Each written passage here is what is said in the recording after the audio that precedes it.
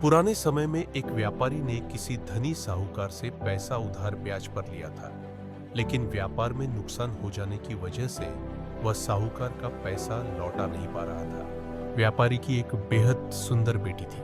साहूकार बड़े निदा कुटिल था। उसने सोचा कि व्यापारी पैसा तो वापस कर नहीं पा रहा है, तो क्यों ना इसकी परिस्थिति का फायदा उठाया जाए। उसने व्यापारी को एक सुझाव दिया कि अगर वह अपनी बेटी की शादी उस साहूकार से कर दे तो वह व्यापारी का सारा कर्ज माफ कर देगा। व्यापारी बेचारा मरता क्या ना करता। उसने अपनी बेटी को सारी बात बताई। समस्या बड़ी थी। साहूकार अधिकतर उम्र का कुरूप व्यक्ति था। अब उस बेटी के आगे दो ही रास्ते थे।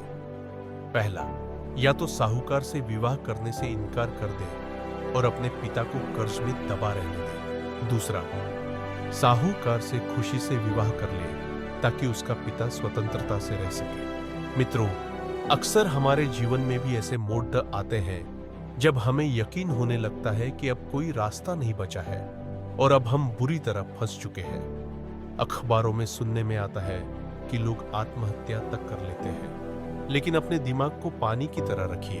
एकदम निर्मल, शांत और चलायमान पानी को देखा है। पानी हर जगह से अपना रास्ता निकाल ही लेता है। ठीक वैसे ही बन जाओ। आगे देखिए लद्दकी ने क्या फैसला लिया।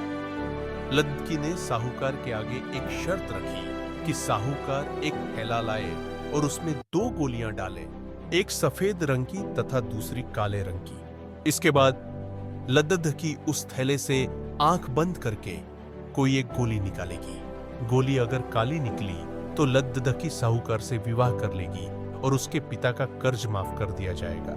साथ ही अगर गोली सफेद निकली तो भी पिता का कर्ज माफ किया जाएगा। लेकिन लद्दकी साहूकार से विवाह नहीं करेगी। साहूकार तुरंत बात मान गया और जल्द ही एक थैला लेकर आ गया। अब वह जब थैले में गोलियां डाल रहा था तो लद्दकी ने देखा कि साहूकार ने चालाकी से दोनों गोली काली ही थैली में डाल दी। अब लद्दकी परेशान हो गई कि अब वह करे तो क्या करे। साहूकार का भांडा फोड़ भी दे तो भी वह दूसरी किसी चाल में उनको जरूर फंसाएगा। लद्दकी कुछ सोचकर आगे बढ़ी और उसने थैले से एक गोली निकाली और गोली बाहर निकालते ही उसे हाथ से छिटका दी, जिससे गोली नाली में जा गिरी। लद्दकी बोली, माफ करना, गोली मेरे हाथ से छिटक गई, लेकिन चिंता की कोई बात नहीं। थैले में अभी दूसरी गोली भी तो होगी, उसे देख लेते हैं। अगर गोली काली निकली तो मैंने सफेद गोली उठाई होगी और थैले में गोली सफेद निकली तो मैंने काली गोली उठाई होगी। व्यापारी ने थैले में हाथ डाला तो देखा काली गोली निकली।